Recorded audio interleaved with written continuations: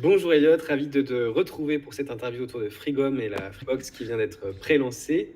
Est-ce que tu pourrais nous en dire un peu plus sur ton rôle au sein de Frigom en tant que CPO?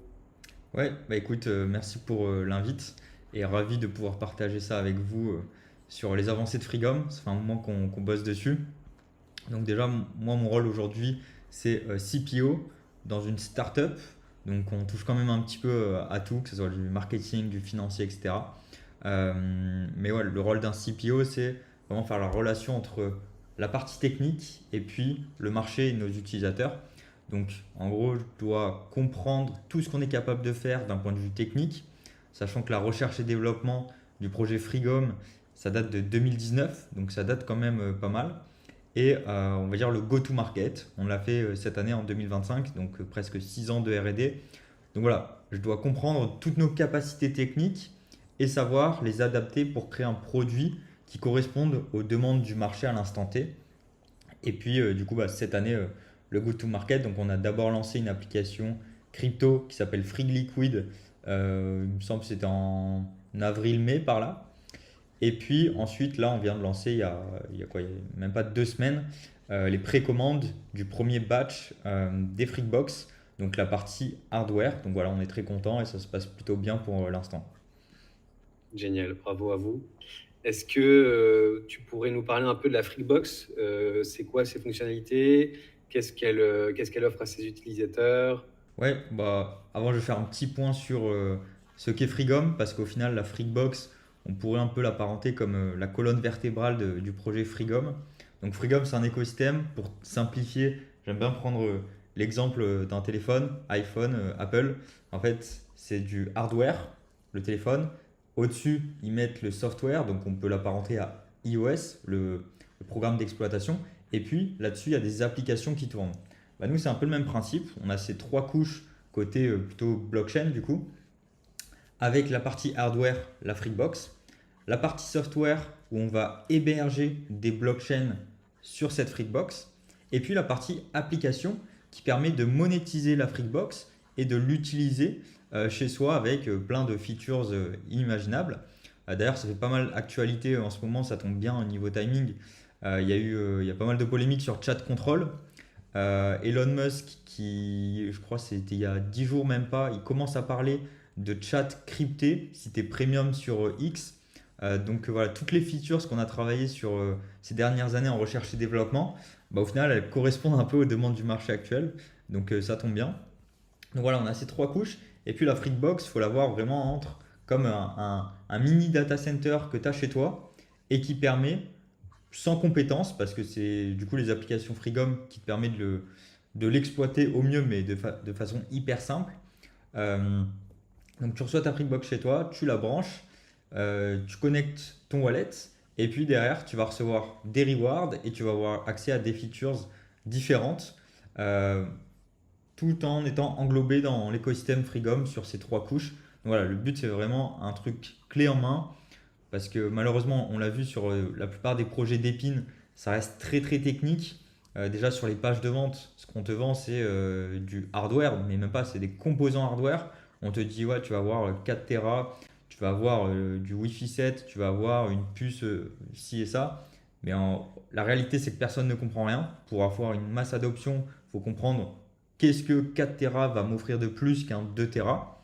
Et du coup, nous, on fournit vraiment le hardware et l'exploitation de ce hardware avec nos applications pour rendre tout ça de manière hyper simple. Génial. Vous parlez d'un horizon 2030 pour déployer 250 000 appareils. Comment est-ce que vous allez gérer le temps, notamment le temps long, tout en devant produire des résultats à court, moyen terme? Bah ça, c'est tout l'enjeu du Web3 où, allez, il y a 2 ans, 2, 3 ans, le narratif d'Épine était en train d'émerger. D'ailleurs, le d'Épine, ça a été un terme élit par la communauté de Messari, où en gros, il y avait, je sais pas, il y avait 4 5 propositions pour dire, voilà, infrastructure décentralisée. Et au final, ça a été élu par pas tant de personnes que ça, hein, peut-être 1000 et quelques, qui ont dit, OK, on veut le terme d'épine. Et du coup, depuis, c'est Messari qui a utilisé et démocratisé ce terme d'épine. Mais voilà, les narratifs en crypto en Web3, en blockchain, ça change énormément, il faut s'adapter. Pareil avec l'IA. Donc, nous, on a une R&D qui date d'il y a 6 ans. Donc, pendant 6 ans, il s'est passé énormément de choses. Et l'enjeu, c'est comment faire un produit qui correspond au marché à l'instant T avec des produits qui changent et du marketing qui change énormément. Pour prendre quelques exemples, d'ailleurs, il y a une blockchain Cadena, je crois que c'est celle-ci, Ouais. qui vient d'être, on va dire, arrêtée, c'est-à-dire il n'y a plus de support technique derrière. Donc, ça reste une blockchain sur des data centers, donc ça tourne tant qu'il y a des mineurs, entre guillemets, mais plus personne va l'exploiter, enfin, il n'y a plus d'activité. Alors qu'il y a 2-3 ans, c'était bien hypé, entre guillemets. Ça, c'est le problème de toutes les blockchains, des layer 1, layer 2, c'est qu'on a un gros fondeur, donc peut-être qui a fondé, prends l'exemple de Polkadot, c'était un ex-fondeur de Ethereum. Ensuite, il a créé Polkadot, donc il y a eu la hype. Ouais, c'est ce genre de personnes créent des nouveaux projets, ils créent une hype, du coup ils peuvent lever énormément de fonds, dizaines, 50, centaines de millions, et ensuite ils redistribuent tout en marketing, donc à travers des airdrops, des campagnes marketing, des grants programmes pour inciter des développeurs à venir, faire du volume, etc. Mais derrière, ils font que de l'acquisition, et tu as zéro rétention, parce que justement ils jouent sur ces hype marketing. Donc nous, tout l'enjeu est de faire un produit suffisamment un ou plusieurs produits suffisamment long terme pour que on vise d'abord la rétention et ensuite l'acquisition vienne petit à petit. Et vu on vend du hardware côté voilà, d'Epine, généralement la roue d'inertie elle est plutôt dans ce sens si on compare au L1 où c'est plutôt voilà, plus il y a de hardware, plus on fait des revenus et du coup plus ça attire du monde. Donc c'est souvent le début qui est le plus difficile.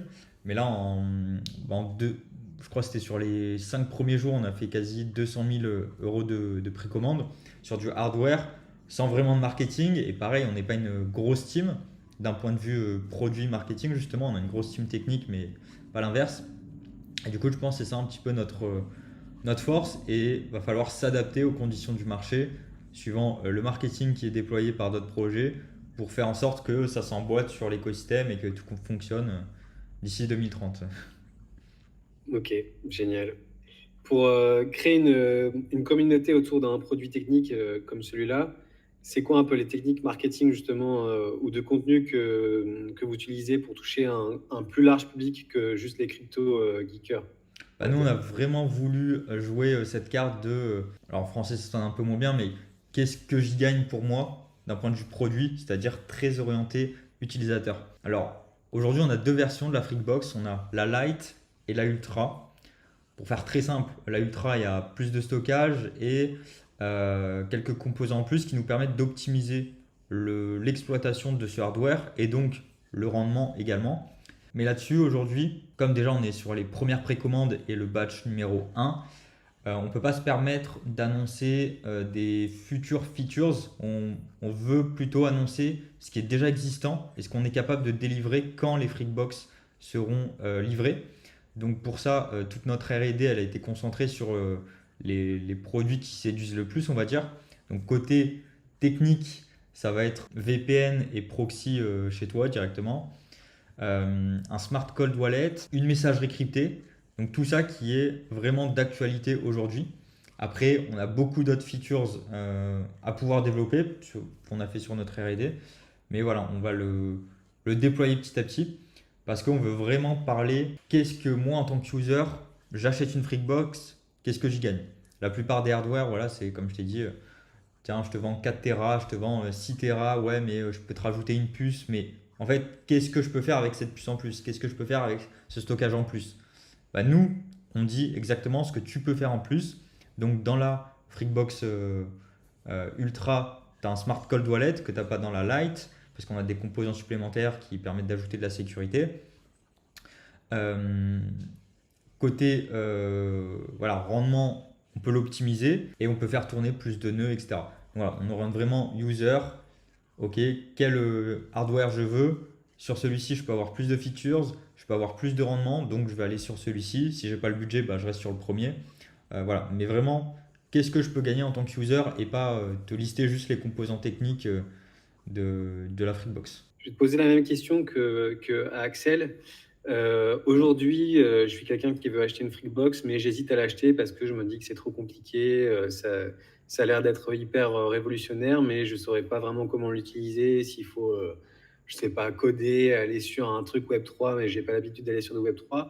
Qu'est-ce que toi, tu conseilles à quelqu'un qui va se poser ces questions? En effet, ça dépend vraiment du type de personne. Si j'ai une connerie, hein, mais si chez lui déjà t'as Apple TV ou enfin tu vois t'as une télé connectée, tu vas sur YouTube, ton niveau on va dire de conscience technique est plus développé qu'une personne qui a juste une télé avec sa box internet ou autre, tu vois. Mais globalement, c'est ce qu'on essaye de jouer là-dessus, un peu de communiquer sur héberge un mini data center chez toi et prends ta part de gâteau comme les plus grosses sociétés le font. Les plus grosses sociétés aujourd'hui en termes de valorisation, c'est les GAFAM, Google, Amazon, Microsoft, etc.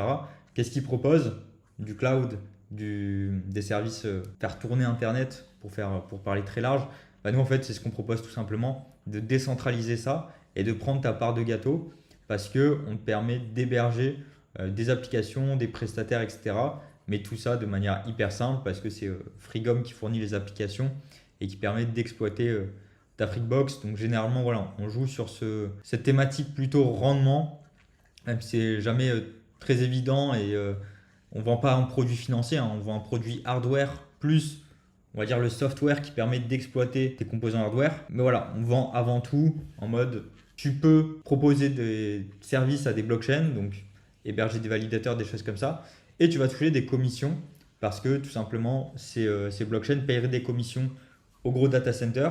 Donc tant qu'à faire, autant le faire de façon décentralisée et de redonner, on va dire, des revenus, on va dire, au peuple plutôt qu'aux grosses sociétés qui en ont déjà pas mal, quoi. On a anticipé un peu ma prochaine question qui était sur le modèle de monétisation. Vous avez la vente des appareils et les services plus l'infrastructure, le fait de prêter de la puissance de calcul, de la bande passante, Ouais, du stockage, etc. c'est ça. Bah, pour faire pareil là, pour parler vraiment utilisateur, si j'ai une Freakbox chez moi, je vais avoir trois types de revenus. Là, ça a été un gros choix et moi j'ai vraiment insisté dès le début sur cette partie. Tous les projets d'Epine, ce qu'ils font, c'est qu'ils récupèrent de la data. Ils vendent cette data, ils la monétisent avec des contrats plutôt B2B, donc ils vendent sur facture à d'autres sociétés, ils récupèrent des euros, et en échange, bah, pour te récompenser, ils te donnent leurs tokens. Et ça, le problème, c'est que la plupart des tokens, ils finissent à la cave, à zéro, parce qu'en fait, il y a tout simplement de la pression vendeuse énorme et il y a zéro pression acheteuse. Parce que pourquoi j'achèterais un token d'épine si je peux juste acheter un boîtier qui va m'en générer gratuitement? Et du coup, moi, je voulais vraiment pas rémunérer sur ce modèle-là. Et je voulais qu'on parte dans une direction de sur ce en quoi on est payé, on le redonne directement. Donc sur une Freakbox, il y a trois types de revenus. On a revenus payés en Ethereum. Tout simplement, c'est Freegom qui propose une infrastructure de stacking en exploitant les Freakbox. Donc globalement, toi, tu as ta Freakbox. Il y a plein de Freakbox dans le monde. Freegom a créé du coup une infrastructure de stacking sur Ethereum. Donc pour simplifier, c'est les validateurs qui vont exécuter la blockchain Ethereum.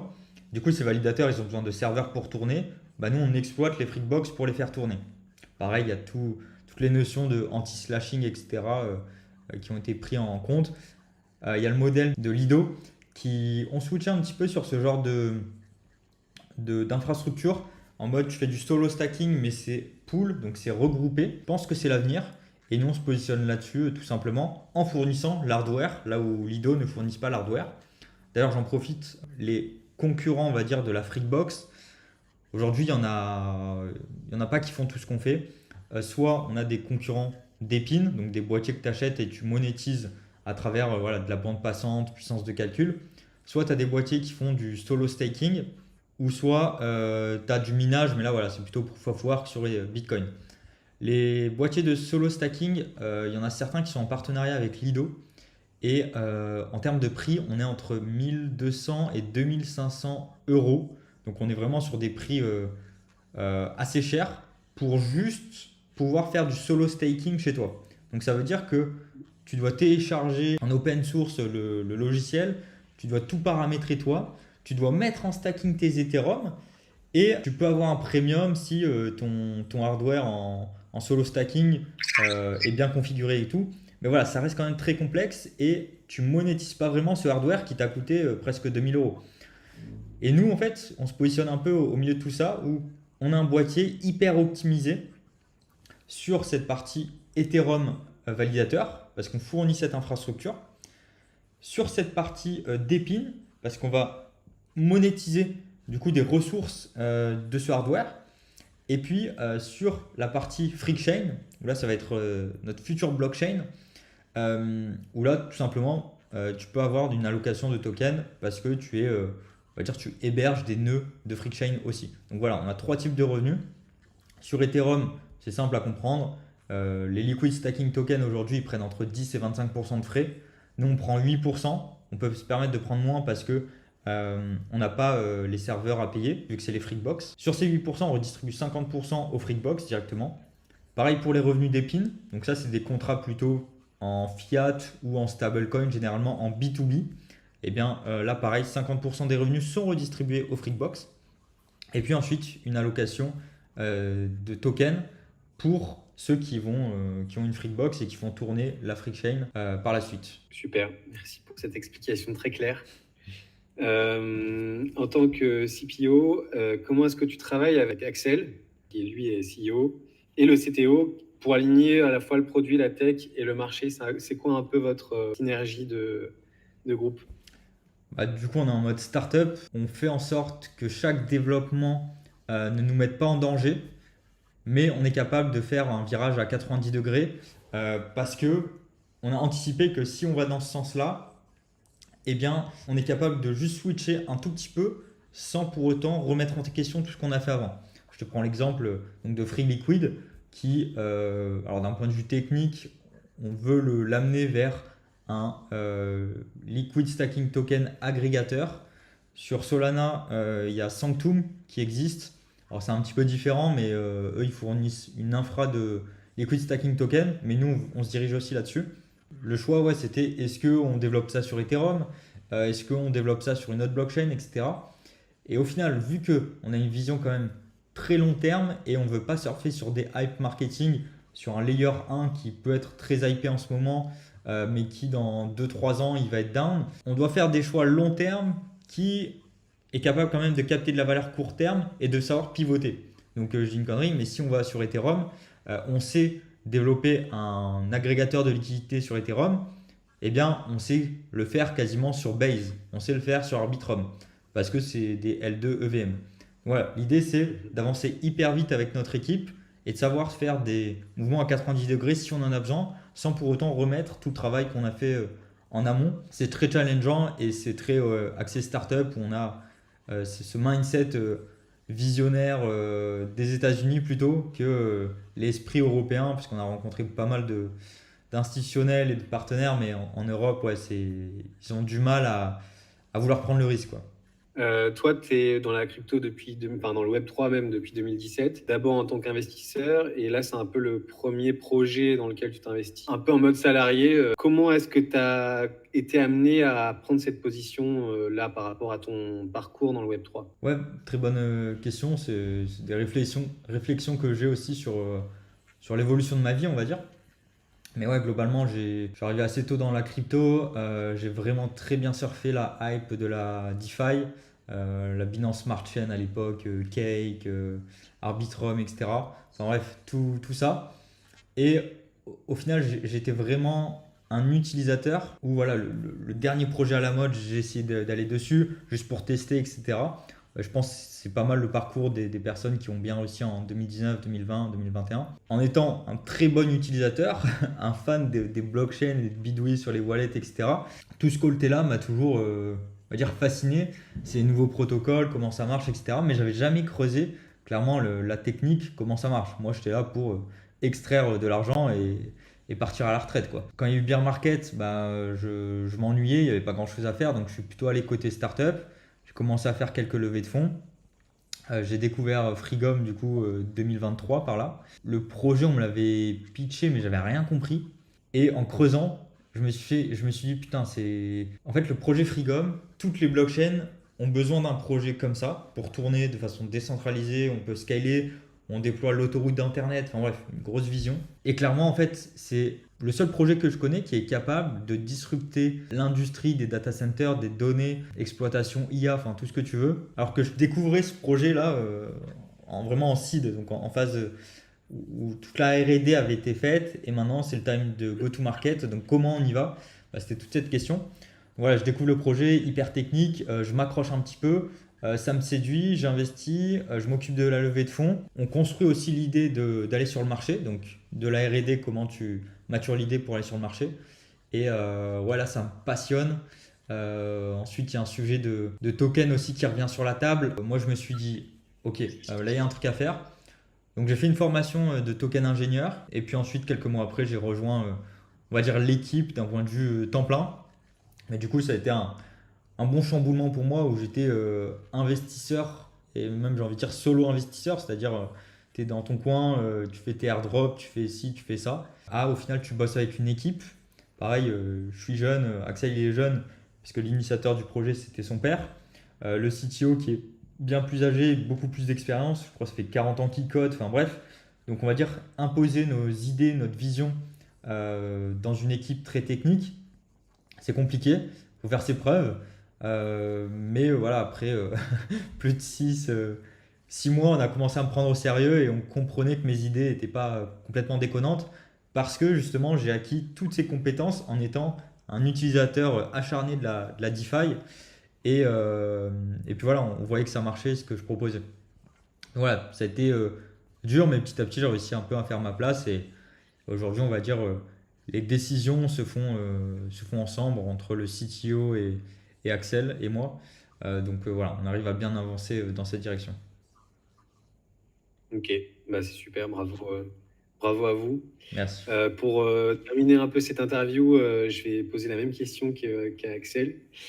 Est-ce que tu aurais une devise ou un mantra que tu te répètes là en ce moment, ou un rituel, des habitudes que tu as mises en place au niveau de la productivité et du travail que tu aimerais partager avec nous?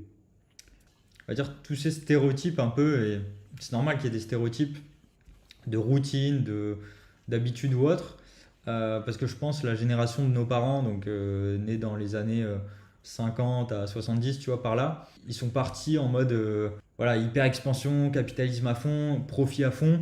Du coup, toute l'agroalimentaire, bah voilà, tu regardes. Aujourd'hui, tu achètes un paquet de jambon ou j'en sais rien, tu regardes derrière, tu as tous les additifs, toutes les conneries comme ça. Du coup, beaucoup d'excès chez eux. Et du coup, nous, on va dire, dans les années 2000-2010, en fait, on prend conscience de tout ça, de ces problèmes qui, eux, n'ont pas confiance parce que ça fait des années qu'ils sont dedans et c'est normal. Pareil, tu vois, nos parents qui regardent les informations françaises et qui pensent que c'est la vérité parce qu'ils sont moins ouverts. Bon, aujourd'hui, un petit peu moins, vu que tu as Twitter, Facebook, etc., qui se développent, mais voilà, ils sont très axés aussi télévision. Ce qu'on me donne, je le reçois et je le remets pas en question parce que c'est la télévision, c'est sérieux, c'est le gouvernement. Alors que nous, on est plus dans une dynamique un peu nomade et on veut pas se sentir attaché forcément à un gouvernement et on veut voir ce qui se passe autour. Du coup, voilà, eux, on va dire, ils ont fait de la merde, tu vois, à boire du vin à la cantine, tu vois, les trucs comme ça. Ensuite, la génération juste après, on va dire nous, mais entre deux, bah, ils ont compris que c'était un peu de la merde. Du coup, on va essayer de modifier le tir. Et puis nous, du coup, moi j'ai 27 ans, ouais, je crois. Et du coup, nous, on est plus en mode, ok, on a compris que c'était de la merde. Donc, on est en train de switcher sur les habitudes. Et moi, j'ai pas forcément de difficulté sur ouais, tout ce qui est habitude, routine ou autre. C'est en fonction de mon mood, en fonction de comment je me sens en ce moment. Et dans un environnement startup, c'est quand même très stressant. Donc là, ce que j'ai appris à faire depuis peu, c'est juste essayer de prendre mon week-end, c'est-à-dire pas travailler le week-end. Donc voilà, c'est l'habitude que je pourrais partager, c'est que ça marche quand on fait une pause pour bien se ressourcer. Oui, on avance quand même moins vite, mais ça évite, on va dire, un burn-out et un mal-être. Donc ça peut valoir le coup de prendre quelques week-ends des fois. Ok, bon, ben, merci beaucoup pour toutes ces Ben, réponses. merci à toi. Euh, Jusqu'à quand est-ce qu'on peut précommander la Freakbox? Alors ça va dépendre quand ça va se terminer, mais je pense qu'on parle de quelques semaines encore ouverts. parce que nous, après, on a besoin de clôturer ce batch pour pouvoir le produire et puis l'envoyer. Donc le lien sera dans la description. On pourra également te suivre sur les réseaux, même si tu es un peu moins actif en ce moment avec tout ce qui se passe sur Frigom. Oui.